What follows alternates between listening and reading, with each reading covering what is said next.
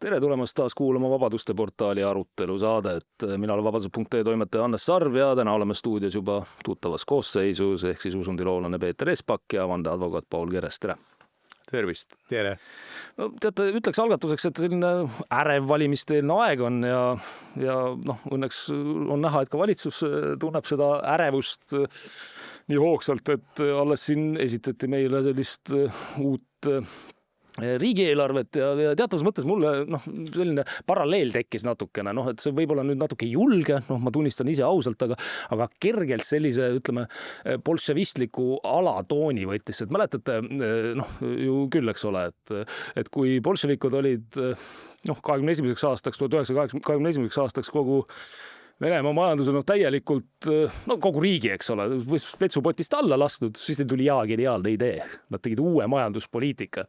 Et kergelt sellist nepivaibi on mul siin ka tunda, sellepärast, et mäletate, mis nime sai see uus eelarve, mis meile nüüd pakutakse, et see on ju julgeoleku loomulikult, aga ka jõukuse eelarve. Jõukuse lausa. Ja nepiga paralleel on veel see, et vaadake, nepi üks oluline moment oli see, et väliskapitali tuli haarata ja kaasa haarata. Et meil on ju sama asi, me vist haarame rekordkoguses nüüd väliskapitali sinna eelarvesse, et saaks jõukaks. Absoluutselt, et nii palju kui mina olen meie erinevatelt majandusinimestelt ja teadlastelt ja ka ettevõtjatelt kuulnud, et nagu purskkaevust purskab välja Eestist kapitali, et kõik voolab minema, isegi Lätti või ükskõik kuhu, et lihtsalt me voolame kuivaks, meil tekib selline võlgu jäämiste ring, mida on juba näha, et olukord on ikka väga nukker, et loomulikult valitsus ei saa öelda, et ta teeb vaesuse eelarvet, aga sama selline nagu põhjakorealik või kus see hakkabki meenutama sellist Põhja-Korea täielikku paralleelreaalsust, kus siis ütleme riigitelevisioonis diktor loeb pühaliku häälega ette, et nüüd on meie suur isa Kim Jong-un on leidnud meie toiduhädadele uue lahenduse, et tulevad mingid hiigelküülikud või mingisugune imerohi, et Kim Jong-unil olid kunagi, ta tellis mingisugused tohutud suured kas merisead või küülikud, millega ta soovis siis kogu riigi toiduainete probleemi või põua ja näljahäda ära lahendada. Kas see oli tema selles riiklikus ideoloogiaraamatu juheõpet? Jutšest on Kim Jong-il on hästi palju kirjutanud, olen lugenud neid raamatuid, aga need on internetis ingliskeelsetes tõlgetes muide olemas, tasub lugeda, et siis mõistab sellist natukene, mida nad Põhja-Koreas teevad, aga et kas see tõsi on või mitte, et siis Kim Jong-il olla need mingid merisead või küülikud hoopis oma mingiks pidusöögiks, kas tapnud või surid nad ise ära vales kliimas, igal juhul jäi siis ütleme näljahäda jäi likvideerimata.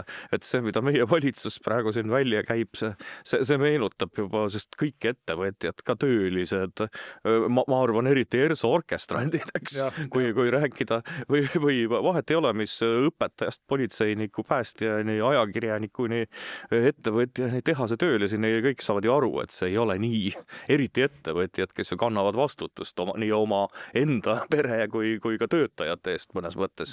Et see nimetasid väliskapitali või ütleme väljavool. Väljavool, see on kõik märgata, et ma ei tea, et kas see lahendus siis ongi selline, et kuidagi tuleb see kapital tagasi tuua vägisi hoida sinna kinni.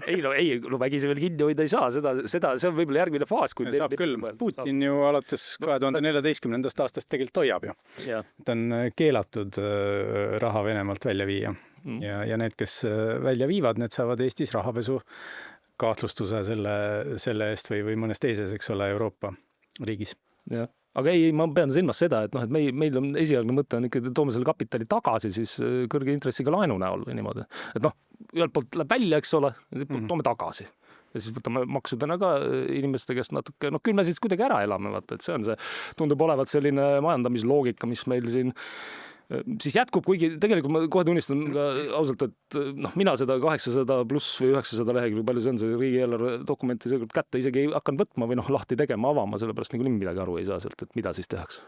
Aga nüüd küsimus ongi, et just oli, mis on meil Eestis mingi hästi imelik suhtumine, aga Mart Laar oma intervjuus, mida põgusalt just lugesin, väljendas mingit seisukohta sellist nagu mingit Eesti 19. või sajandi või sellise rumala talu talpoja seisukohta, et võlg on võõra oma või laenata nagu justkui ei tohiks. Et see on ju täiesti absurdne, et alates vanast Sumerist, kui tekkis meie mõistes mõõtühikud, kaubad muutusid nende standardiseeritud mõõtühikutega konverteeritavaks, vahetatavaks. See on siis tänase moodsa raha sünd, eks, vanas Sumeris kuskil 3500 enne Kristust, rohkem kui 5000 aastat tagasi. Kogu majandus on alati põhinenud krediidil. Mingisugune andekas inimene või ka riik võtab selleks krediiti, et investeerida mingisugusesse tulevikuprojekti. See vahet ei ole, kas need on näiteks 4-realised teed või uus lennujaam või ühesõnaga see asi või näiteks laste sünd, eks kõik teavad, et lapsed on need, mis hakkavad edaspidi raha teenima meile ja mul kaastada tunne, et lennujaama ideid ei tohi teile anda. Ei, need teevad mingi kosmodroomi veel siin. Selle sündivusega seoses see tekst oli nii kummaline, et ma üritasin seda meelde jätta, aga mul ei jäänud see meelde. Ma kohe viitan siin. Maalehes avaldati just äsja mingisugune arvamusartikkel teadlaste poolt. Nii, siin on jah. Et Eesti tulevikku ei saa taandada sündimuse statistikaks, vaid me vajame keskkonda, mis põhineb vabadel valikutel ja väärtustab laste heaolu. Tagurlik poliitika, mis eirab soolist võrdõiguslikkust ja noorte tegelikke vajadusi, viib tupikusse. Selline hästi kasulik ja see on mingi Praxise või mingi selline uuring või midagi. No mina just vaatasin, et see kõlab nagu see oleks mingisugune, nagu mingi Soros oleks umbes ise valmis kirjutanud need laused või mingisugune selline ideoloogiliste poliitrukide klubi. Spetsialistid, mitte poliitrukid, vaid spetsialistid. Kritiseerivad raportit ja koolon ainult sündide tagaajamine ohustab Eesti tulevikku. Aga tegelikult kogu see jutt on umbes selline, ma just hakkasin mõtlema, et huvitav, et kas see on mingisuguse vana nagu materjali taaskasutus, et see on nagu siuke tekst, mis oli moes 2015 või 14, 15, 16, samal ajal kui see rände propageerimine oli, eks ja. Need on nagu siuksed nagu mingid vanamoodsad asjad tegelikult tänaseks juba, mida vist siis hakatakse nagu niimoodi taas käitlema. Aga küsimus ongi, et need vastavad eksperdid, nad on kunagi, ütleme, tänapäeval sotsiaalteaduslik haridus, see on, ütleme, kuskil Põhjamaades või Ameerikas või Inglismaal on veel kehvem kui meil. Et meil isegi vahel midagi õpitakse. Ma ei tea, kas või mingit statistika analüüsi, eks. Aga et mõnes, ütleme, Briti või USA või Põhjamaade ülikoolis sa õpid ainult revolutsioonilisi loosungeid. Ja väga paljud neist inimestest ongi käinud kuskil staseerimas, ma ei tea, magistri või mõni eriline agitaator on vahel lausa isegi doktori teinud. Ja siis nad tulevad tagasi ja siis nad lihtsalt loevad ette neid loosungeid.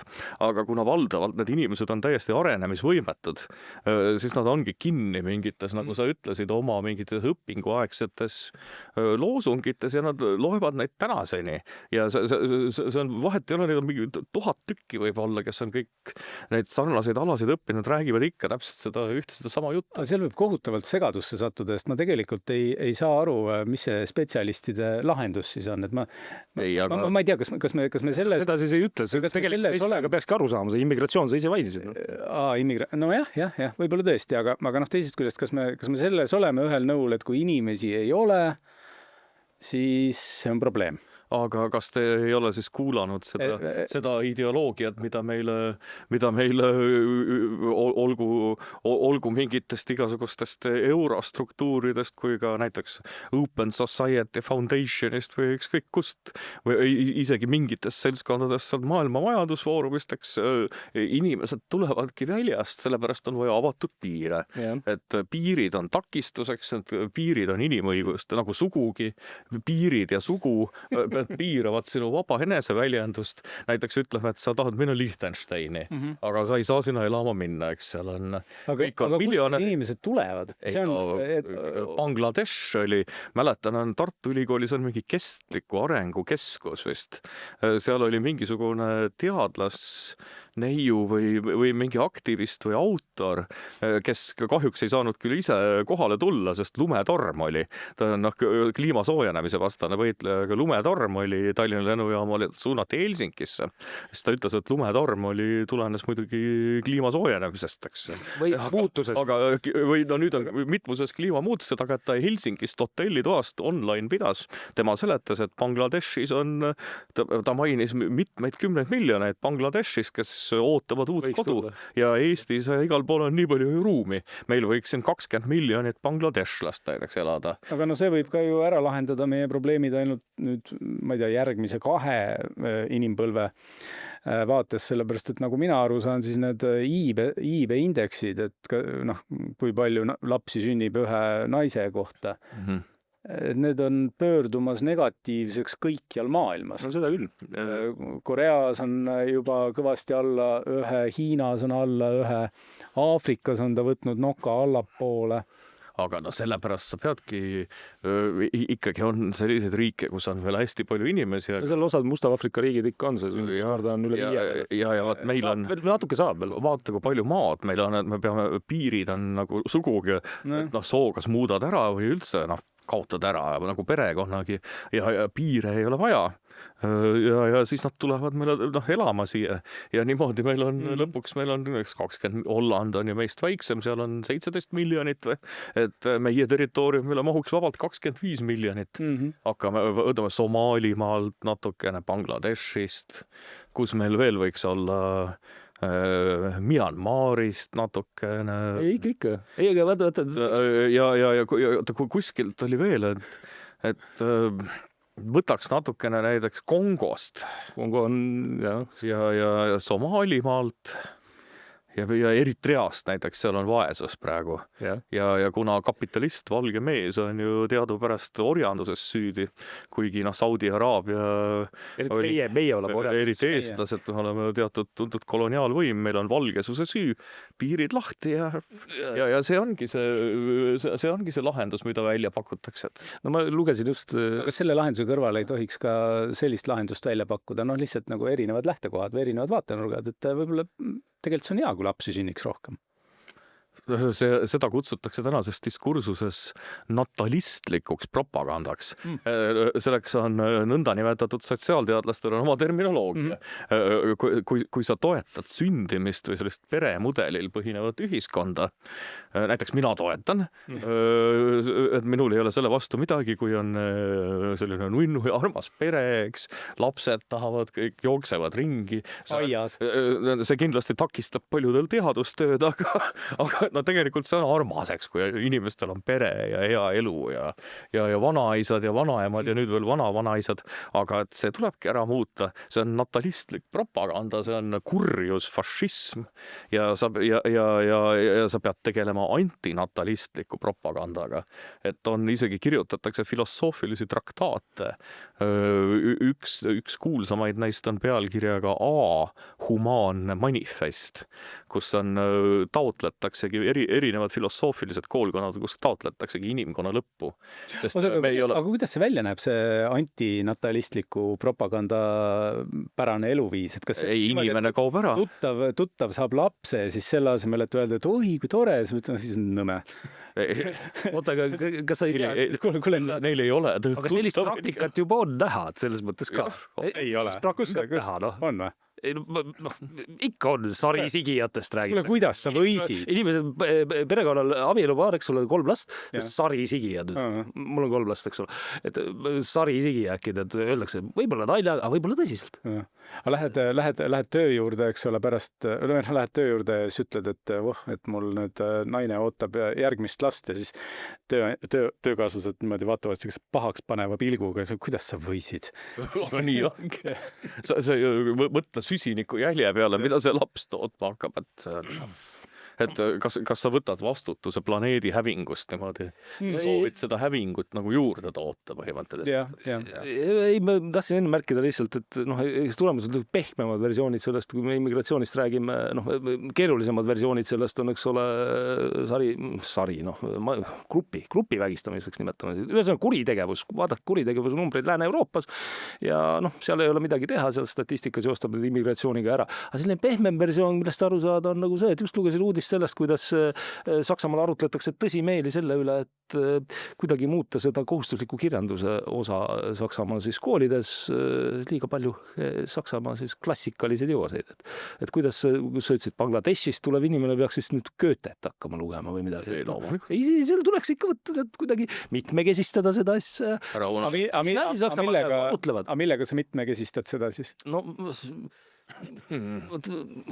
ma olen sellest valge mehe koormast nii häiritud, et ma ei tea ükski Bangladeshi kirjanikku. Tõesti, ma ei oska nimetada sulle isegi. Aga põhimõtteliselt tuleks, ütleme, ümber teha kuidagi moodi siis progressiivsema mõttelaadiga inimeste arvates, sellepärast, et muidu ta ei arvesta nende elukogemust. No inimene peaks ikkagi kirjandusega kursis olema, kas või lihtsalt seepärast, et teada, mis on hea ja mis on halb.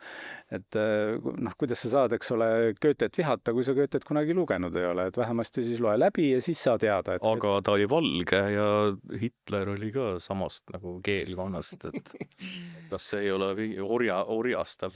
Ei no jaa, aga kuni sa seda lugenud ei ole, siis on sinu jaoks ju kõik, eks ole, väidetavalt. Ei, aga ta oli valge ja mees. Lisaks ka rikas elu, vaata kui hästi. Ei, vaadake, tegelikult seal on veel, ütleme, kui sa räägid ülikoolidest, siis seal, Douglas Murray on sellest kirjutanud väga ilusti kunagi ühes oma raamatus ühes, et üliõpilaste seas, kes süüdistavad kõiki, ütleme, klassikalisi filosoofe siin, alates, ma ei tea, Voltaire'ist, Kantist ja millest iganes, Platon, Aristoteles, eks. Ei, Platon on peaaegu nagu Hitler, et tal olid sarnased ideed juba. Ühesõnaga, nad süüdistavad rassismis neid, eks ole, siis neil tegelikkuses ilmselt on seda ju lihtsam teha, sest mõtle, sa pead süvenema Kanti teooriates, lehekülgede kaupa midagi lugema. Mina tudengina pidin, kusjuures mulle Kant väga meeldis, aga see jube aega nõudav on kõike seda teha, eks. Et õppida nendeks erinevateks eksamiteks. Kant meeldis, aga see on tohutult aega nõudav.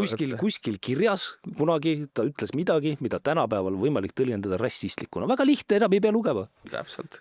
Esiteks ta oli valge mees jälle. Valge mees. Ja vist oli hetero. Vist oli. Ja tõenäoliselt kapitalist, eks. Aga kes siis järgmine on? Kas järgmised on valged naised või? No valge naine on kindlasti sellest nagu püramiidis on, ütleme, valge mees on nagu kõige demoniseeritud. Aga valge naine on ikkagi ka halb, et see ei ole ikkagi hea, et oleks ta kaastäide viia. Transsooline, et sealt juba hakkab tulema nagu. Kuigi transmees on omakorda vist jälle transnaisest üle, sest transnaine on ju läinud meheks, eks. Mis tähendab, mees on halb, aga kui näiteks mees läheb vist naiseks, siis see on nagu kõrgem. Sellest, ütleme, püramiidis ikkagi. Päris keeruliseks, et see ongi. Vabatahtlikult loobub oma kurjusest, eks ole. Jah, et sa võtad, vahet ei ole, kas sa oled mees või naine, et see jupik ja kurjust nagu lõikad ära, et sõltuvalt kust, aga et selle tulemusena siis, kui sa midagi enda küljest ära lõikad, sa muutud paremaks. Sa loobud osast oma süüst ikkagi. Vaata, kus see jutuots tegelikult algab, vaata, Paul, sa tõid selle just välja, see on demograafia probleem, eks ole. Ja nüüd ongi see küsimus, et kuidas me selle probleemiga tegeleme, Maalehes sa lugesid, siin kirjutab keegi midagi, eks ole, et kuidas see oli seal, et probleem on selles. Ei jäägi meelde, ma võin uuesti. Probleem on selles, et me räägime sündimusest, eks ole, et sündimus on madal ja sündimus on madal. Tegelikult me peaksime rääkima, millest täpselt, isegi selles mõttes vahet ei ole. Aga eraldi küsimus on see, et kas meil ühiskond tegelikult teadvustab seda, et ühiskond ei saa seda teadvustada, kui see ei ole teema. Ja meil on praegu valimiseelne situatsioon ja olukord. Kas see on kuskilt otsast teema?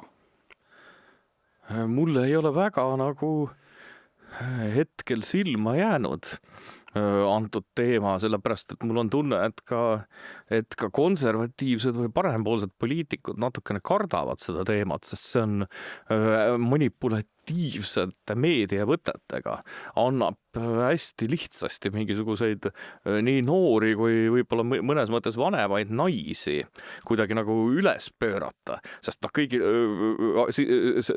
ütleb, et tõstame iivet sellest, mis on mingi väga vastutustundlik poliitik, käib välja mingi kas või kohaliku omavalitsuse plaani mingites meetmetes, mis on konkreetselt öeldud, et see on soodustamaks uusi sünde, siis see pööratakse selle poliitiku vastu erinevate meediaväljaannete poolt enamasti. No mitte ainult poliitiku.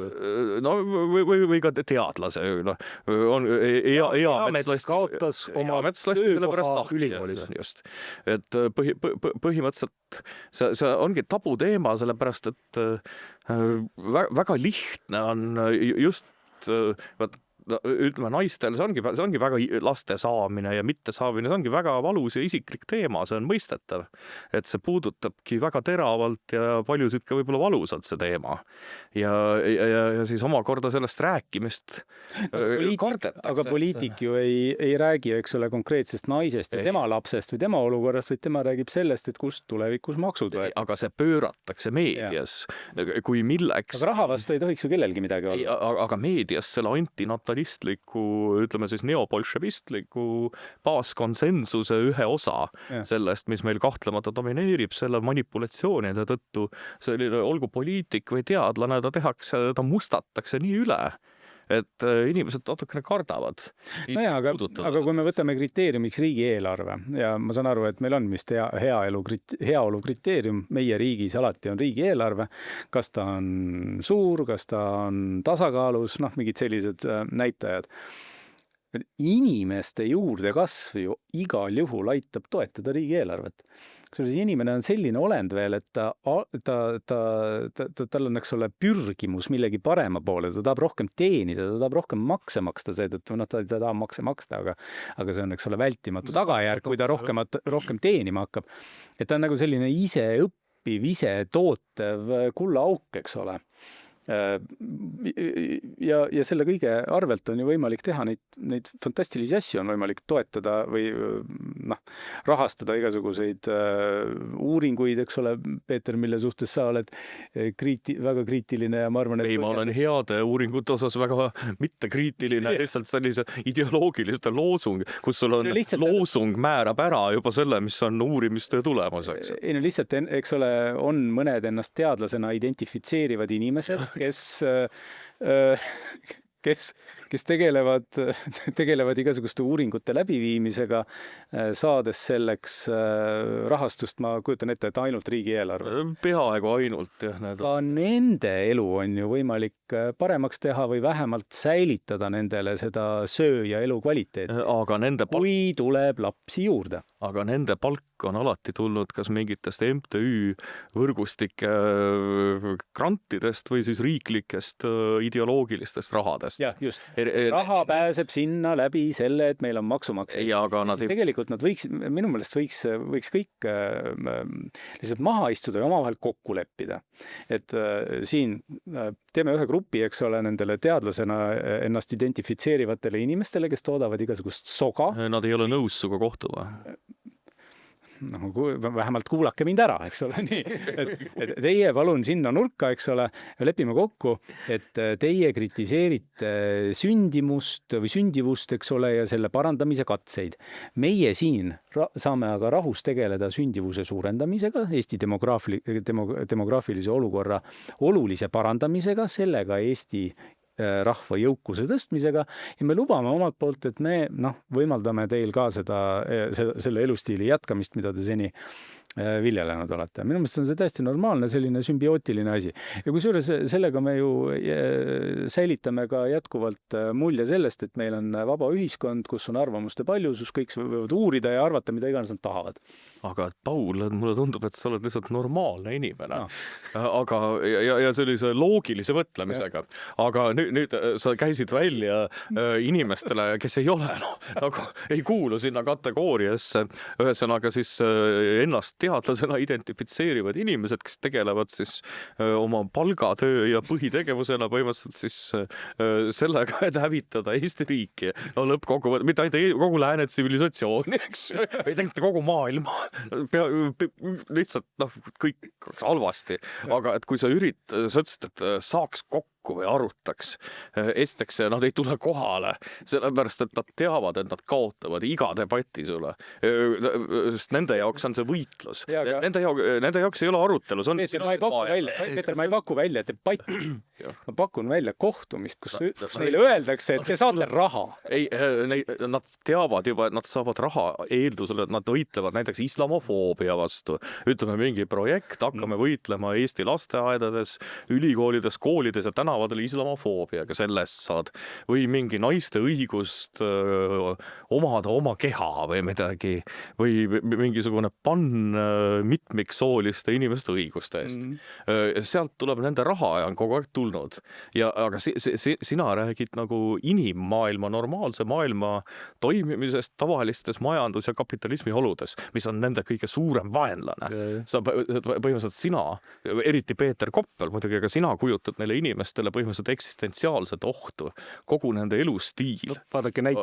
Ma ei saagi tegelikult aru, miks, et kas nad ei ole siis tähele pannud seda, et selline vabadusel, vabadel ärisuhetel, vabal kommertstegevusel põhineval ühiskonnal või põhinevas ühiskonnas on loodud enneolematult palju rikkust kõikidele ja see on vale tee, vaata, see on problemaatiline, vaata, see on see samasugune, ütleme, nad vähemalt haakuvad või puutuvad kokku, et siin, minu arust see nädal toimub üks, seda konverentsi keegi uhuks ei nimeta, tasaarengu konverents.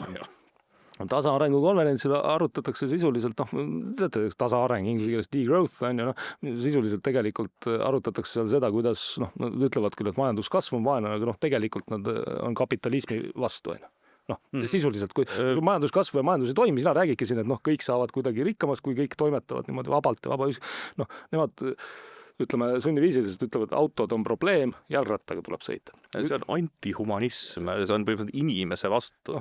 A-humanism on selle inimese vastu olev. Siis küsimus on selles, et lõppkokkuvõttes, kui nad piisavalt kandepinda saavad, siis ma arvan, et peavad revolutsiooni tegema, eks ole. Mitte kandepinda, aga ütleme jõudu. Positiivne nad ei oska tulistada. Nad lasevad endale varbasse, kui neil mitte relv oleks. Ja kui ei saa, eks ole, et siis revolutsioon jääb ära ja siis elab nagu rahulikult edasi, aga millegipärast ongi selline, et siis ikkagi käib ja toetame seda ja ülikoolid inimesed käivad seal konverentsil. Kui ma vaatasin mõni riigi üks kantsler, Sotsiaalministeeriumi kantsler esineb seal konverentsil. Väga huvitav. Minu meelest on see täiesti okei, et ütleme mingi 15% ühiskonnast on hullud, eks ole. Ja las nad teevad oma hullu asju. Las nad avaldavad oma hulle mõtteid ajakirjanduses, las nad räägivad sellest degrowth'ist või arengust, kõikidest nendest kummalistest väljamõeldistest, mis on praegu moes, eks ole. Ma ei näe selles nagu iseenesest mitte midagi halba. Siin on jälle, et sa esindad jälle sellist, ütleme, vaba ühiskonda ja inimlikku headust ja normaalsust, loogikat. Ma tänan. Aga siin jälle see inimhinge anatoomias on see üks probleem, et sellel 15%, kes tõepoolest, umbes nii ongi. Minu arust igas kollektiivis, igas osas 85% inimesi on tegelikult väga okeid. Ja see 15% on tavaliselt mingid skismaatikud ja hullud. Ja kui need saavad omale mingi sellise kambaga võimu, eks siis hakkavad ükskõik kus hakkavad asjad metsa minema.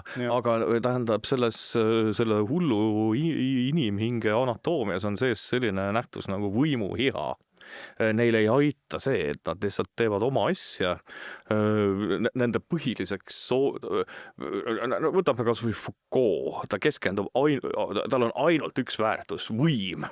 See on umbes nagu mingil piraadil või siis röövkapitalistil on kuld, eks.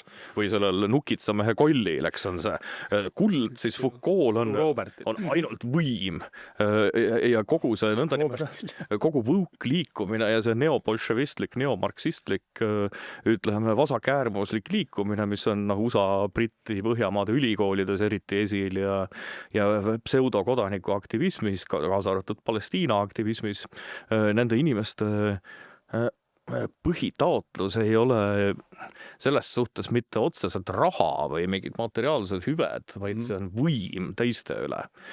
See ei seisne, äärmusfeministidega on sama. Ega ta ei taha tegelikult ennast teostada või siis, kui ta ennast teostaks, siis ma ei tea, oleks mingid ilusad maalid või kena luule või mingi teadustöö või äri sellel inimesel kuskil püsti. Niimoodi teostatakse. Ainus, mis tal on tema ego. Ja sellel, ütleme, võuklasaktivistil ja võuklasteadlasel tema eesmärk on, ühesõnaga, kui ta näeb sind, ta saab kohe aru, et sa oled selline tegelikult ju hea südamlik ja loogiline inimene. Tema esimene selline emotsioon on see, et ta tegelikult tahab sind kontrollida, sest ta saab aru, et umbes sina saad aru, kes ta on, eks.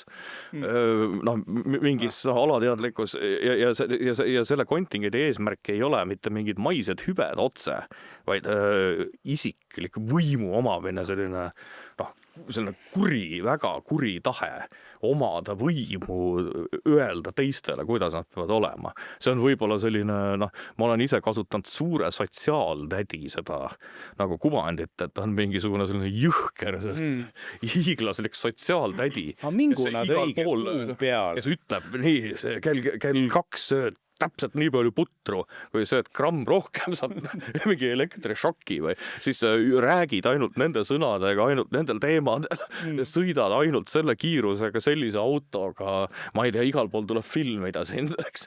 Et see ongi selle... Ei, ongi see, et see sama suhtumine, me räägime sellest samast suhtumisest, meie räägime saadetes, siin tegelikult räägivad ka teised ju, ega mõistlikke inimesi on meil ajakirjanduses ka küll ja enamgi veel iga päev mõnes raadiosaates. Ülikoolis on ka enamus on mõistlikud, eks. Ja siis ei mõju miski, ei mõju miski. Mis see sama suhtumine on ju, see Igor Taro, mis ta oli, meelsuskontrolli või see terrori lugemise seadus. Hüppab välja sellise ideega, kaitseb seda, eks ole, ma ei tea, kes talle siis ütles, et ta selle nagu tagasi võttis, aga pange tähele, järgmine päev tuli see kantsler sinna, Miilits on ta nimi, ERR-i portaali ja ütles, ei, aga tegelikult ikka peab tegema. Väga hea seadus on, et räägi palju sa räägid ja nad ikka üllatavad siin. Minu meelest selle kõige vastu aitaks tegelikult see, et kui tuua need inimesed sealt kivi alt välja, et kes on need inimesed, kes tulevad sellise programmi peale ja veelgi enam, kes näevad vaeva, et see jama kirja panna. See nõuab ju tegelikult energiat, eks ole. Energiat saadakse toidust, me kulutame oma rahvuslikku rikkust selle peale, et pidada üleval inimesi, kes sellist jama kirjutavad ministeeriumis. Ja kui ei oleks ajakirjandust, siis nii jah. Võib-olla see asi olekski läbi läinud, umbes nii, nagu pidi läbi minema see rahapesu andmebüroo uus andmebaas, mis koputati läbi põhimõtteliselt kogemata, et nad lihtsalt ei saanud aru, millega tegemist on. Inimesi, minu meelest neid ametnikke, kes sellist jama toodavad, oleks vaja tutvustada rahvale. Tutvustada, et kes ta on, mis ta haridus on, mis tema siis sellised võib-olla ka üleüldisemad vaated on, mis põhjusel ta on kunagi tööle võetud, mis tööd ta on tegema pandud, kes ta tööle võttis. Tead, kõik sellised nagu elementaarsed taustaasjad. Tahaks tegelikult teada, et kes juhivad sellist kurja juga seal ministeeriumite sisikonnas. Hea kuulaja ja vaataja. Panin saate korra pausile, et öelda sulle edasi oluline sõnum. Tänan sind, et oled leidnud meie veebilehe vabadused.ee või jälgid meid teiste kanalite vahendusel. Et mitte midagi olulist maha magada, telli ka vabadused.ee uudiskiri. Ühiskonda paremaks saame teha ju vaid ühiselt. Nüüd tagasi saate juurde. Siin nüüd ongi, et seoses ju USA presidendivalimistega, et sa väga hästi tõid välja, et kui ajakirjandust ei oleks, et me isegi Eesti puhul me võime öelda, et eks ta ikka üks kehvake ajakirjandus meil on, et mitte, meil ei ole isegi jutusaateid selliseid, mis on mujal maailmas tõesti, umbes nagu praegugi siin teeme, mis on mujal maailmas igas sellises keskmises lääneriigis sadu selliseid aktuaalseid probleeme käsitlevad 3, 4, 2 inimesega, lihtsalt olgu podcast või isegi suuremate telekanalite eetrites. Meil ei ole neid ei ERR-is, mõned üksikud kuskil ongi sinu saade siin, kus me oleme, mõned podcastid veel, Ardo Pajula üritab teha ka sellist kultuurilist diskussiooni. Aga et lõppkokkuvõttes meil puudub mingisugune aruteluruum, kus üldse selliste asjade üle saab arutleda, aga isegi see kehv ajakirjandus, mis meil see, mis meist täst alles on, mõned rubriigid, mõnes ajalehes, mõned vastutustundlikud ajakirjanikud, et kui neid ei oleks, siis me elakski selles nõndanimetatud kontrolliühiskonnas. Ja sa võid Eesti ajakirjandust kritiseerida ja ma ise kritiseeriks ka päris palju, aga selle tööga on nad küll ikkagi hästi hakkama saanud, et kui mingisugune tõsine idiootsus hakkab avaldama märku andma, et ta hakkab läbi minema, siis seal nagu siuke backstop on Eesti ajakirjanduse näol ikkagi olemas. Aga üks asi, mida meil ei ole, on järjekindlus. Et mingi näiteks uurivad toimetusedki sisuliselt puuduvad. Üks on, aga see saab, me teame küll, kust need saavad lihtsalt omale mingid materjalid, siis teevad ette teemadel, ütleme selliseid suunatud lugusid ja tellitud lugusid, eks. Sa tead paremini asju. Ei tea, kust need materjalid ka tulevad? Ei tea, kust. Ekspressis ja Postimehes või Õhtulehes või Maalehes on äkki lift, kuhu nad tekivad iseenesest. Absoluutselt, igas hoones on lift. Ja siis lifti tekivad need paberid. Aga nagu Star Trekis niimoodi. Lifti see asi, see Äripäeva hoones enam lifti ei ole, et sinna ei saa enam tekkida. Repile jääb. Äripäeva vanas majas. Mati all. Ma arvan, et Äripäeval vist ei jäeta ka midagi, sest seal ei ole lugejaid, kellel sa jätad seda. Ajakirjanikud on veel, lugejaid pole. Aga et siia juurde tuleb veel ju, võib-olla kellelgi on veel meeles, kui olid USA presidendivalimised, see on siis november eelmine aasta, varsti hakkab aasta täis saama, kui need valimised olid, et siis mis oli USA-st selliste, ütleme, hardcore vasakdemokraatide ja selle establishmendi suurimaks pinnuks silmas olid ju väikemeediamajad. Kuigi meie mõistes need ei ole mitte väikemeediamajad, vaid sellised 2, 3, 400 miljoni euro või dollari juba korporatsioonid, nagu Daily Wire, üks tuntumaid Matt Walshki, kes on selle ahistatuse püramiidi teinud ja Ben Shapiro ja Victor Davis Hanson, kes on seal sellised suuremad staarid, professor Hanson. See on ainult üks nendest, Ameerikas tohutu paljusus, samamoodi Inglismaal, üle maailma kõikides lääneriikides on tekkinud. Eestis kummalisel kombel ei ole, mis näitab, et keegi ei ole veel ärimudeli tulevikku ära tabanud. Aga plaanisid nii New York Times kui Washington Post, sellest on väga hea Ben Shapiro saade. Juba, nagu öeldakse, sellist eeldati ju Harrise võitu, kuigi kõik reitingud näitasid püsivat Trumpi edu. Aga demokraadid olid nii rumalad, et nad usuvad neid enda manipuleeritud reitinguid, et ise olles reitingud koostusega tegevad, ma sain kohe aru, et Trump on põhimõtteliselt peaaegu kindel võitja. Ma ise peaaegu ei kaheld, et see oli selline pisikene hasardi võimalus oli, et äkki, kuna valimised on valimised, kunagi ei tea. Et see Harrise võit oli ikkagi väga-väga ebatõenäoline, aga osad demokraadid ja tundub, et nende enda lehed ka uskusid seda ja nad valmistasid ette juba mingi teatavat lausrünnakut nende väikemeediamajade vastu, mis oleks tulnud siis klausliga, nad levitavad väärinfot. Näiteks ma tean, et Vabadused portaal on ju vaktsiinide teemal rääkinud, on kliima teemal rääkinud, millest tulebki tegelikult rääkida. Ega võib-olla ei ole kõikides asjades paljudes ju õigusvabadustel, aga nende üle peabki arutlema, peab tooma välja, paljudes on õigus kindlasti, vabadustel kindlasti milleski ei ole. Aga et kui arutelu ei ole ja mingid eriteadlased ei saa oma seisukohti öelda, siis meile lõpuks ongi olukord, kus lihtsalt mingi sotsiaaltädi ütleb, mis asi on teadus. Ja vaata, Peeter, kusjuures ma olen täiesti nõus sellega, et minu arvates on täitsa okei ka selline asi, kui mingi väljaanne ütleb, et on teadlasi, kes väidavad nii. On teadlasi, kes väidavad nii. Mina ei ole teadlane, ma ei tea, kumb õige on. Aga, muide, ei ole ainult need teadlased, on ka need teadlased ja kus on ka mingi kolmas grupp teadlasi. Et mina arvan seda, et põhiseaduse järgi Eesti Vabariigis on täitsa okei niimoodi rääkida. Ei, aga ongi. Ja mida siis USAs? Ja seda ei saa tegelikult sugugi taandada mingisuguse väärinfo levitamise alla, sellepärast, et vaata, see ei ole väärinfo, kui sa ütled, et on teadlasi, kes väidavad nii.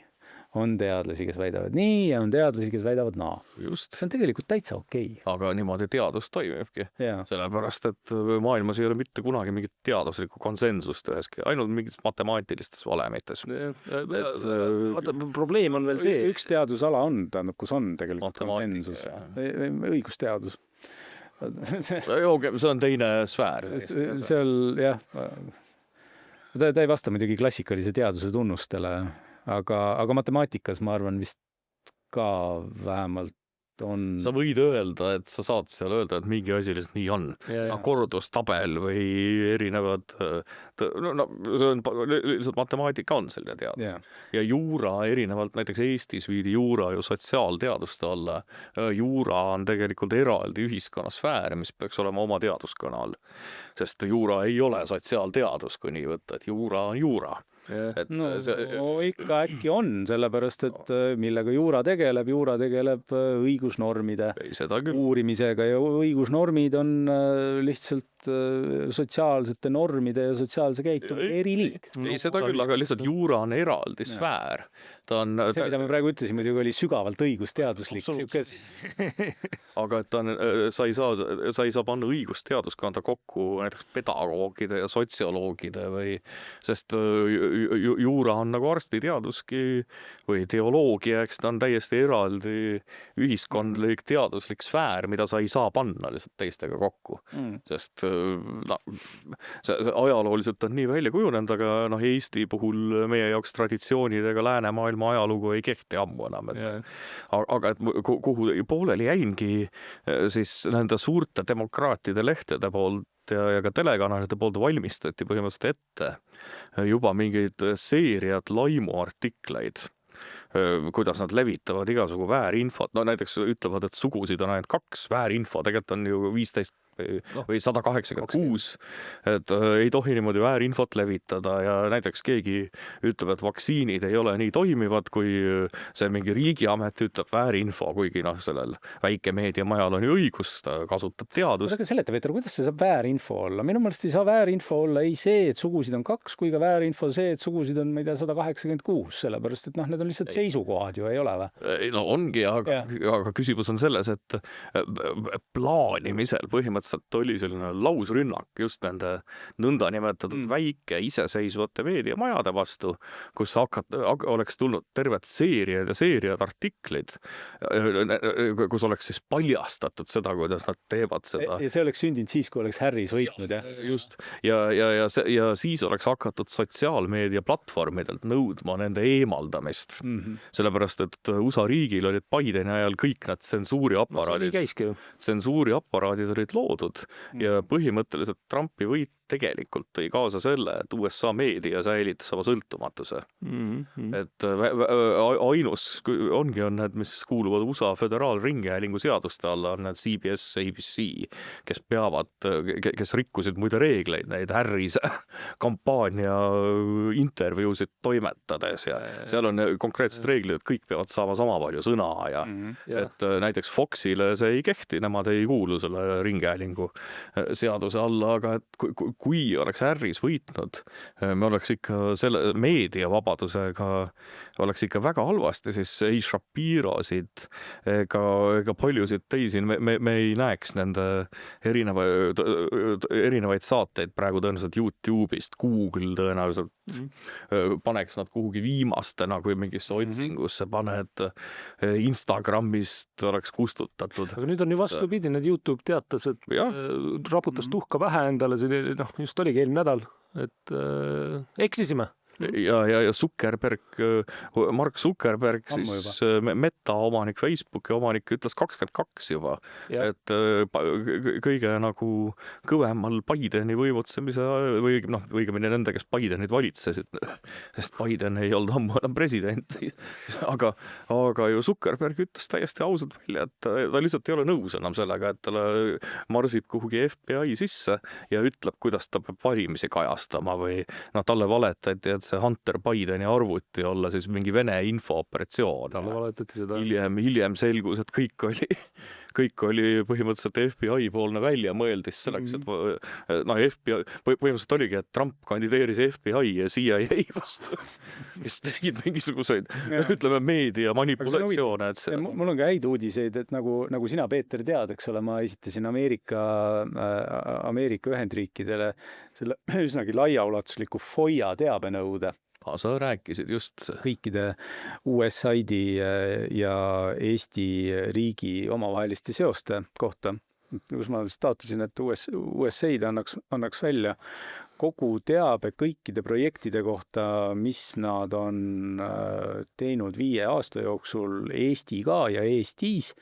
Ja siis konkreetsed projekti dokumendid ja palju kulunud on ja nii edasi. Ma esitasin selle umbes 8 kuud tagasi, siis kui selgus, et Harris ei võida ja hakati seda USAID-i lammutama. Ja nüüd on lõpuks mulle teatatud, et umbes 50 päeva pärast võib oodata teabenõudele siis vastust.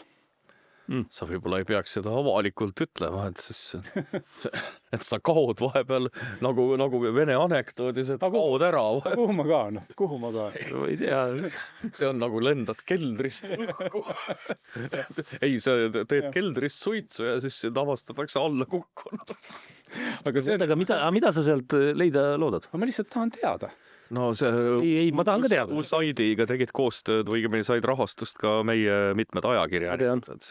Sest miljonid on ju siia liikunud. Ja ma tahaks teada, et mida USA riik on Eestis finantseerinud. Mind tegelikult huvitas. Ma arvan, et see on väga hea, ütleme.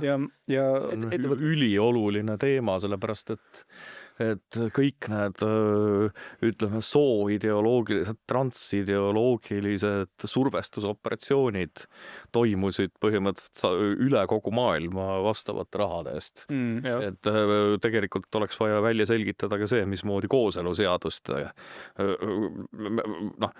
Eestis oleks võib-olla olnud mõistlik teha see Jüri Adamsi paarkonnaseaduseks, kõik oleks rahul.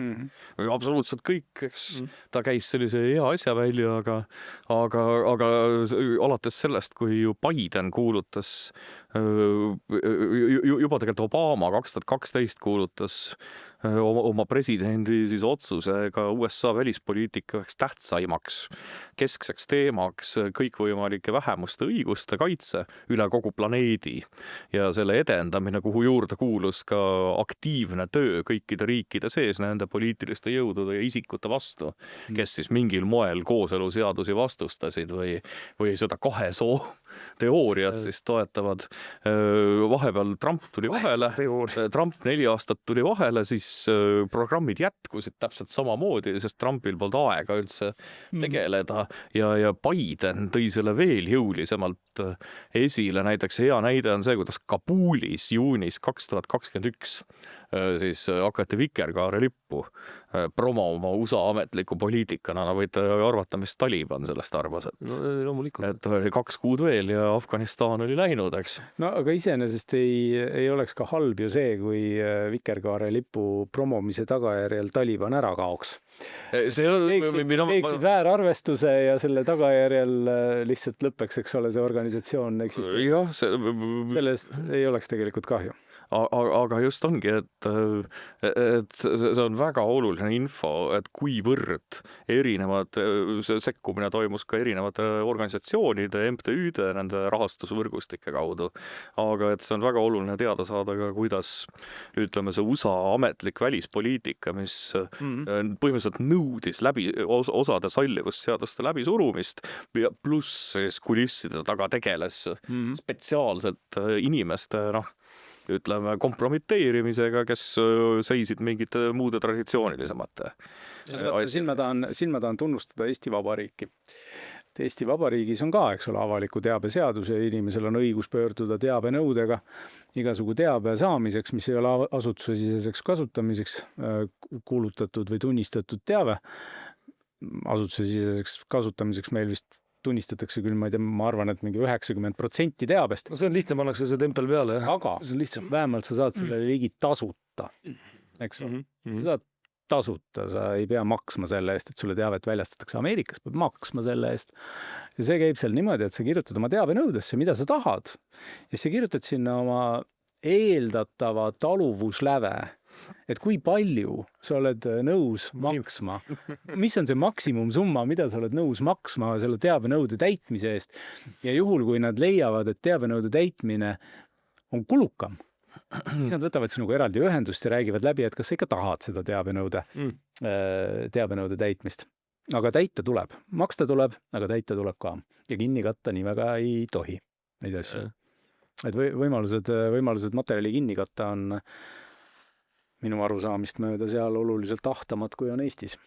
No ma ei tea, seal kõigi dokumentidega seal nii vist ei käituta seal. Ma saan aru, et Epsteini küsimustes oli seal kinnikatmist rohkem ja teatud põhjustel ja nii edasi. See on vist mingi konkreetne kriminaalasi, et see on natuke teine valdkond ja teine kategooria dokumente, aga siuke lihtsalt avaliku võimu täitmise või teostamise käigus loodud materjal. Näiteks mingi programm, eraldame Eestile 200 000 selleks, et Eesti teeks midagi.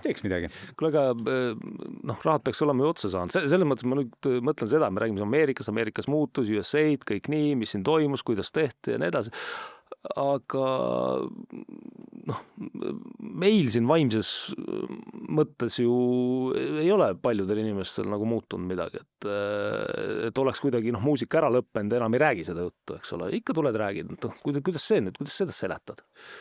Kristina Kallas tuleb, eks ole, ütleb, või teistpidi suguseid värki, Ei, aga Kristina Kallas on selles Kesk-Euroopa ülikoolis õppinud, kus koolitatakse. See on omakorda põhimõtteliselt Open Society Foundation on tõenäoliselt nad on Aafrikaga täis koolitanud mingisuguseid 100 soo uskujaid ja nii edasi. Et see on üks täiesti, seal politoloogia olevat seal tegelikult väga tasemel olnud, aga et tänasel päeval ikkagi see on see, milline ideoloogia sealt tuleb. Et see on ikka väga-väga üle mõistuse, et põhimõtteliselt kogu see Open Society Foundationi ideoloogia, see on põhimõtteliselt on lääne tsivilisatsiooni nagu lõpetamise mudel või see on nagu rünnak inimsuse või kogu selle vastu, mille nimel on siis, ütleme, eestlased, ma ei tea, Lembitust alates või võib-olla Karl Robert Jakobsonist või hoopis Kristjan Jaak Petersonist alates. Et kõik, mille nimel siis noor luuletaja, kes nii noorelt suri, mis ta ette võttis ühe rahvakultuuri nagu unistused, põlisrahvas omab oma kultuuri, oma mingit iseolemist, kõik, mis sellest Open Society Foundationist tuleb sugudeta, piirideta, rahvusteta, ajaloota, traditsioonideta maailm.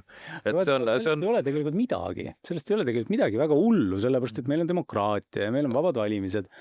Ja meie valimised on nii vabad, et valija peab olema tõepoolest vaba igasugustest ebakohastest mõjutustest. Näiteks ei tohi valijale anda 50 €, et selle eest, et ta hääletaks kellegi poolt. Küll aga tohib valijal suu ja silmad täis valetada konkreetselt, eks ole.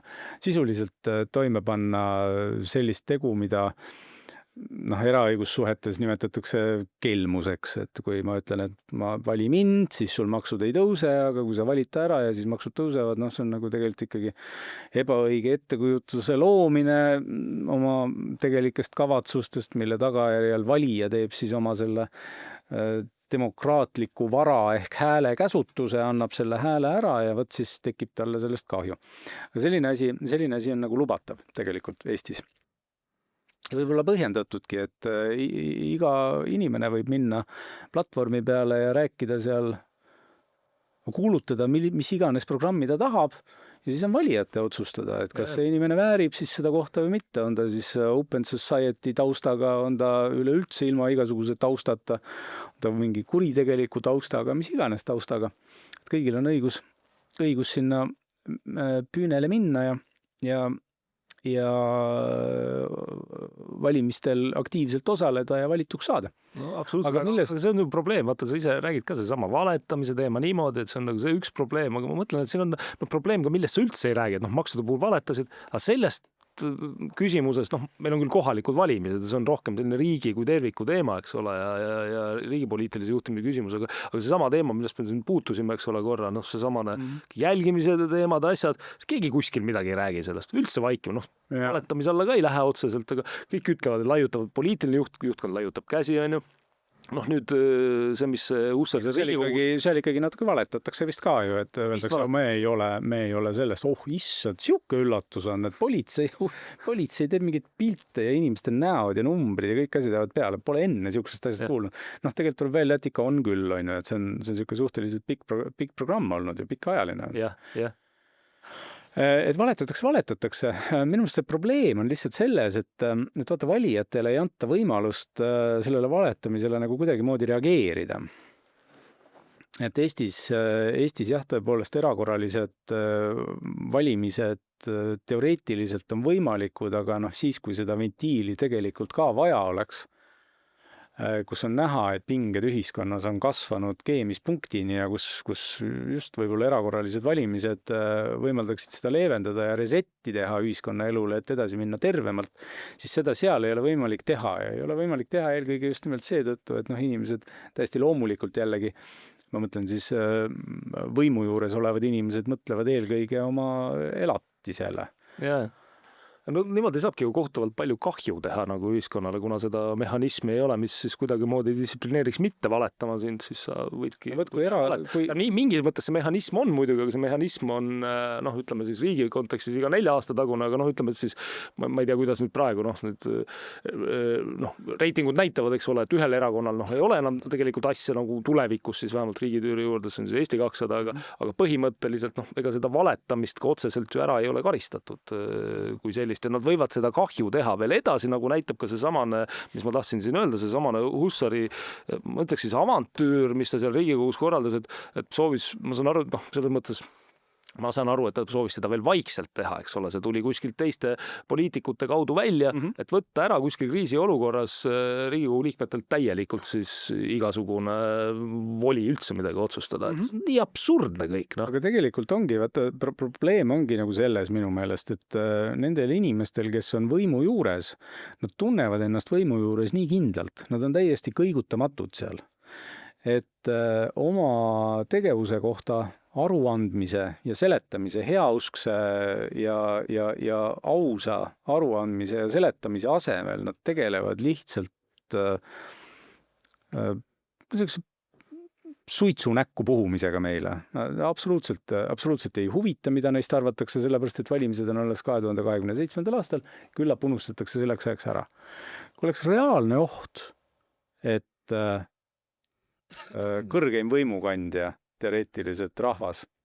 Võib nad näiteks mingisuguse tühistamisreferendumiga, selline, mida näiteks Savisaar kunagi välja pakkus.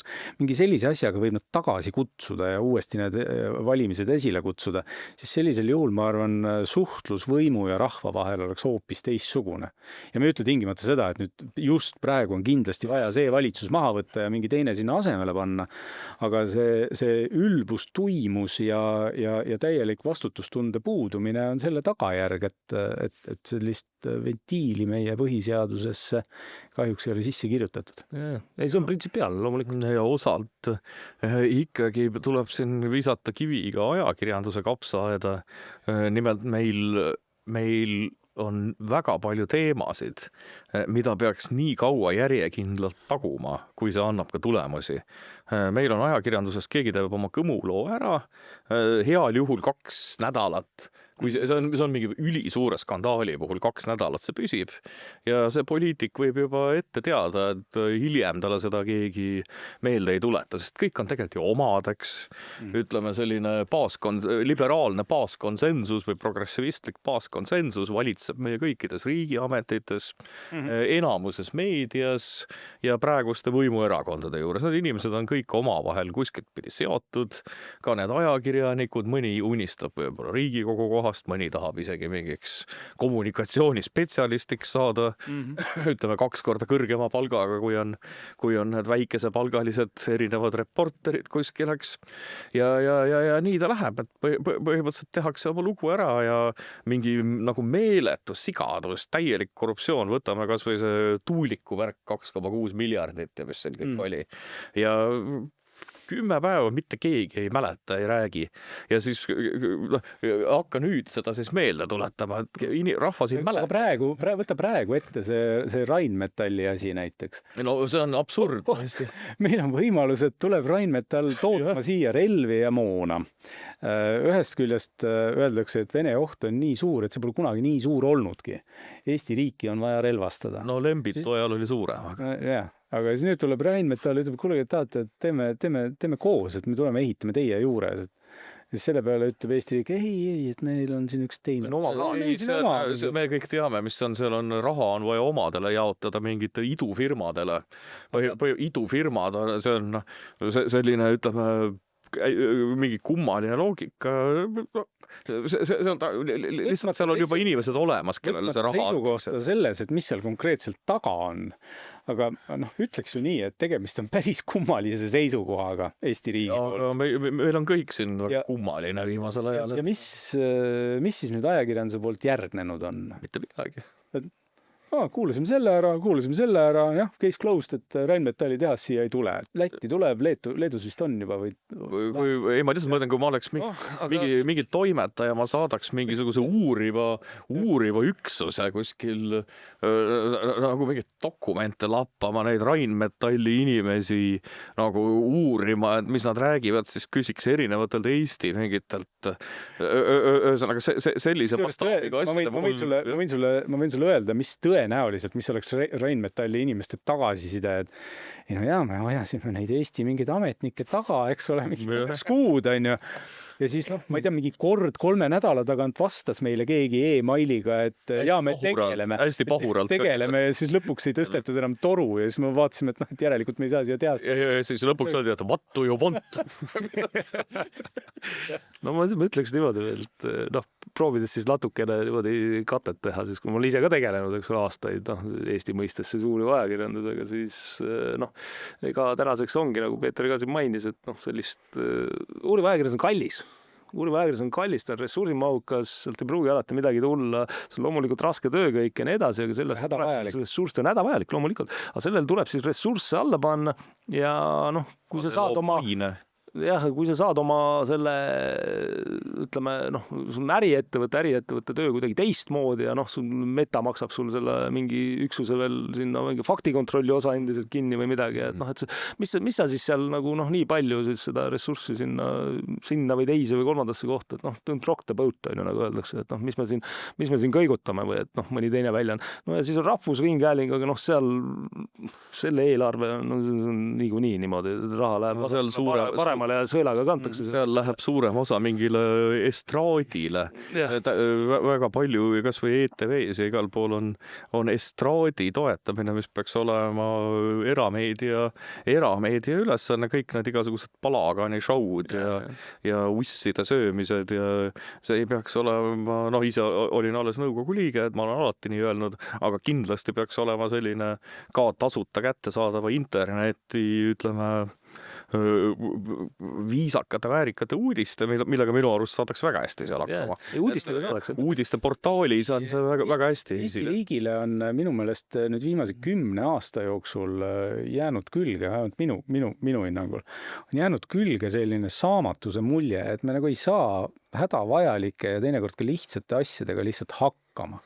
No, toon näite, kui kaua oli e-toimik on selline keskkond siis, kus kohtus käijad saavad elektrooniliselt üles laadida sinna kohtudokumente ja suhelda kohtuga. Kui kaua oli probleem, et e-toimikus, kuhu on kõik dokumendid üles laetud, ei ole otsingu funktsiooni. Kõik nagu teavad, et ei ole otsingu funktsiooni, et sa ei saa otsida sealt dokumente, aga nagu ei saada sellega hakkama ka. Ja see on mingi Sotsiaalministeeriumi suur jama, kus telliti mingi uus infosüsteem, see Skis, mis ei kõlvanud mitte millekski. Ja siis tuli uuesti teha. Ja vaata see kõik, need asjad nagu käivad niimoodi meedias. Seda jura on 10 aastat veeretatud siin. Need asjad käivad nagu läbi ja me oleme harjunud sellega, et Eestis ei saada asjadega hakkama.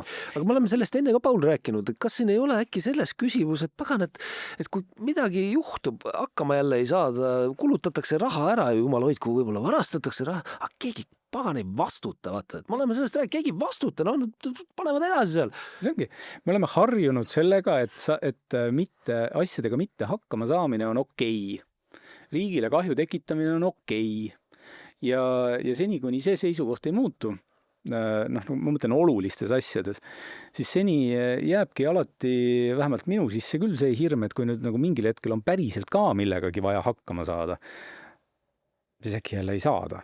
Ja. Et vähemalt endal mul küll ei ole sellist veendumust, et meie turvalisuse ja hea käekäigu eest vastutavad inimesed on tingimata oma ülesannete kõrgusel. Aga tahtsingi...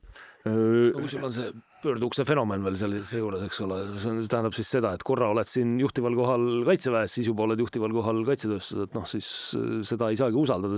See fenomen muide on meil, ütleme siis, kehtinud senimaani veel kehtib USA ravimitööstuse ja USA siis ravimitööstus kontrollivate üksuste vahel ja mis ausust seal ikka siis tunda saama, aga see kõik muidugi, nagu öeldakse, on see sama ole info teema nüüd. Just, aga et sa mainisid, et ei saada hakkama aga tegelikult see on sellise kultuurilise enesemääratlusega, millest nüüd oli juttu kas või selle Kristina Kallase siis näol ja tema ideoloogia, mis siis, kui vaadata, pärineb sellisest, ma ei taha otse seostada, aga ta on ikkagi sellise, ütleme, open society, ütleme, selles ühes filosoofia voolust pärit.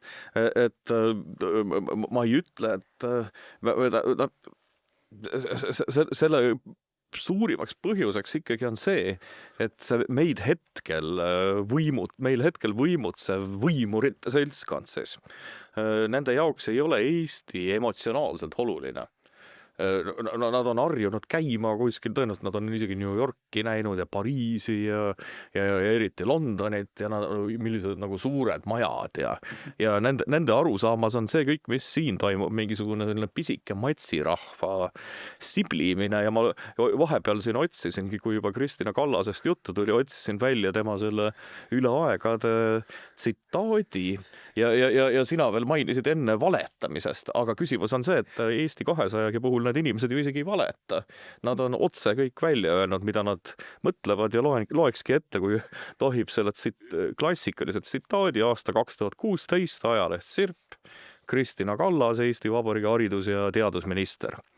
Eesti riigi ülesandeks ei peaks olema eestlaste heaolu tagamine, nende identiteedi ja keele toetamine, vaid kõigi Eestis elavate inimeste turvalisuse tagamine ja elatustaseme tõstmine.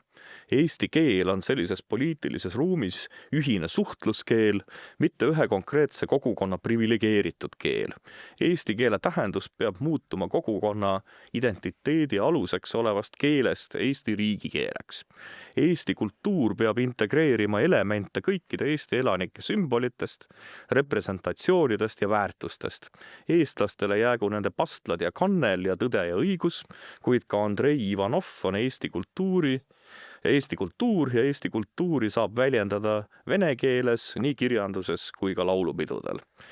See väljendab väga täpselt seda nõnda nimetatud võuklikku piirideta, rahvusteta, kultuurideta maailma, kus meie eesti keel ei ole emotsionaalselt ega ka territoorium. Ta ei ole emotsionaalselt meie kultuuri või rahvuskultuuri või ka, ma ise olen osalt ka nagu Hiiumaa rootslaste järel tuli ja kunagi kõik esivanemad on rääkinud ju, mitte kõik, üks vanaema oli mulk, ja üks poole võrra on Rootsi ajaloolist verd veel sees, et eks me kõik omame ju mingeid erinevaid, peaaegu kõik on ka selliseid tõupuhtaid eestlasi kindlasti olemas, aga et see on loomulik, kõikides maailma riikides on loomulik, et ikka välismaalastega abiellutakse, tulevad sisserändajad, saadakse lapsi, eks venelased ja eestlased abielluvad, jumala normaalne, eks nüüd ukrainlased ja eestlased ja risti ja põiki, aga et lõpuks on ikkagi meie tänasele kogumile ja loodetavasti ka 100 aasta pärast selle eestlaste kogumile on ikkagi see keel, kultuur, kaasa arvatud maa ja geograafia, see on emotsionaalselt oluline ja selle nõnda nimetatud siis uue revolutsioonilise avatud maailma, mis Sorose puhul see on selline Karl Popperi väärastunud esitamine, selline megalomaan, võib-olla isegi haiglane arusaam sellisest, ütleme, lääne vajadusest lääne kultuur asendada millegi täiesti teisega, aga Kristina Kallas ju väljendaski seda, et see on, eesti keel on see tehniline instrument, aga tal ei ole mitte mingit nagu emotsionaalset eelisõigust või vene keeles võid ka kultuurilist olulisust. Jah, on kuidagi jah. Et kui ma mõtlen, kui ma oma vene tuttavatele endagi teaduskaaslased, ma ei julge nende nimesid nimetada, keegi mingi, ma ei tea, FSB kuulab enam-vähem, mis sa paneb kirja, et kes on juba kui ma noor tudeng oli, rääkisid, et kuradi KGB kõrilõikajad on 3 korda hullemad kui kunagi seda hallides ülikondades nagu kommunistid, nagu siiralt vihkavad Putinit kõik. Ja kogu seda vene pakasuuhat, mis seal praegu ja tersaavat, mis seal võimutseb, et siis ma arvan, kui keegi venelane loeks, selline tõeline vene intelligent, milliseid veel on, vähe, aga neid on. Ta loeks Kristina Kallast, ta saaks ise selle peale vihaseks. Ja ta nimetaks venelasena sellise, ma ei tea, Tšaikovski ja Rahmaninov ja kõik kuulsad vene igasugu orientalistid ja kõik, kes kunagi olid, kes venelane on ikkagi uhke selle üle, et neil oli midagigi, 19. sajandi üritavad seal kuskil Peterburis midagigi alles hoida sellest kunagisest kadunud maailmast, et ma arvan, selline tõeline päris normaalne venelane, keda on üliühe alles või kui ta loeks, keegi meie haridusminister või mingi teadlane räägib eesti keelest, kultuurist ja rahvast niimoodi, et isegi teise rahva esindaja saaks vihaseks. Ma arvan, mu austerlastest sõbrad, sakslastest sõbrad, sellist juttu, sa lihtsalt ei tohi öelda. No aga samas ja selline inimene on minister. Ja, samas nagu sa ise ütlesid, see on vasakpoolset traditsioon olnud pikemat aega siin või Open Society või mis iganes. Ühe nendest. Sama on Rootsis Mona Sahlin ja kes siin on nagu kõik öelnud, et mis see Mona Sahlin ütles kunagi siin 20 aastat tagasi kuskile kurdidele või afgaanidele seal immigrantidele kõnet pidades, et vot teie toote meile kultuuri, et mis meil siin rootslastel on jaanipäev. Et selles mõttes on sellised ja üldse kultuuri teisenemine, täna oli ka Postimees artikkel, üldse kultuuri tähenduse teisenemine, see oli rubriigis kultuur oli artikkel, kuidas ära tunda lesbit või midagi. Oligi selline, see oli mingist kunstnikust juttu, kes vist oli siis lesbi ja aktivist. Lesbide välismaa.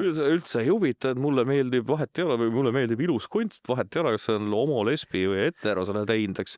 Aga meil kultuurina, meil juba nagu isegi kõrgkultuurina käsitletaksegi mitte enam mingit Eesti ajaloolist rahvuskultuuri, folkloori, kirjandust, vahet ei ole mida, vaid meil käsitletaksegi kultuurina see põhimõtteliselt mingit seksuaalkombeid või siis... seda, et millises moel või kellega inimene elab suguelu, et see oleks siis nagu see on kultuur.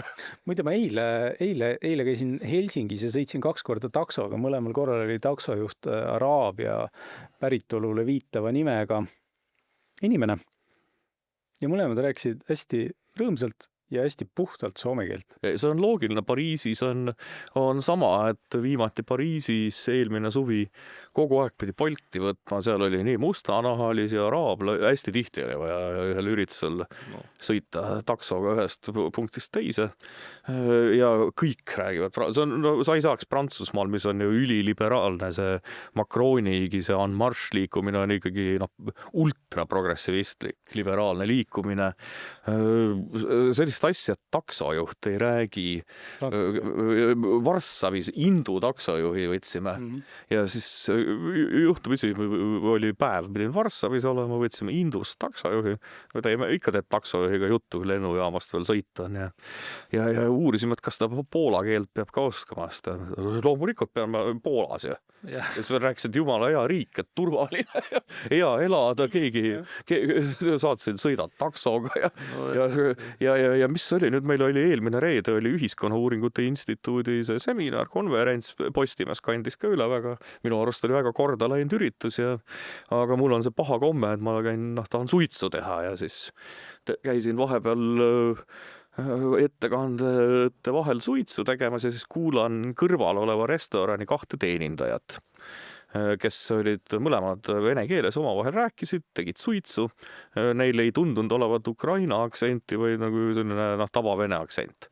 Ja tulid 2 Eesti teismelist ilmselgelt maalt pärit, oletatavasti tulid siis vaatasid, et seal on 2 mingis ettekandja kostüümis inimest, üks mees, üks naine ja küsisid neile, et vabandage, et kas te oskaksite öelda, kus on Viru väravad? No see on aru saada, mingid maalapsed võib-olla olid tulnud reede õhtul korra linna, et vaadata ja loogiline, et võib-olla pole käinud vanalinnas varem, mis küsivad. Ja selle peale need vene teenindajad siis viisakalt küll ei olnud mingit konflikti, mingi omavahel vaadates, tševo? Ja siis need teismelised lapsed proovisid uuesti küsida eesti keeles, mitte midagi ei saanud aru. See oli Viru värv, mingi selline ja need lapsed olid vist vene keelt õppinud, sest nad läksid ise vene keelele üle ja hakkasid siis vene keeles, hästi kehvas vene keeles siis nende 2 teenindajaga suhtlema, aga nad ikka ei teadnud, et Viru värv, ei tea. Ja siis see on meie Raekoja plats. Ja mis ma olen taksojuhi käest, ma olen sõimata saanud laulupeolt, see oli nüüd noorte laulupidu, küll see on siis 2 aastat tagasi, mis siis oli paduvihm. Oli samamoodi, kui see mesipuu oli seal ja siis sai natuke oodatud ja Bolt võetud Kaukaasia aktsendiga taksojuht, ilmselgelt kaukaaslane, ma olen seal piirkonnas nii lapse nagu hiljem käinud.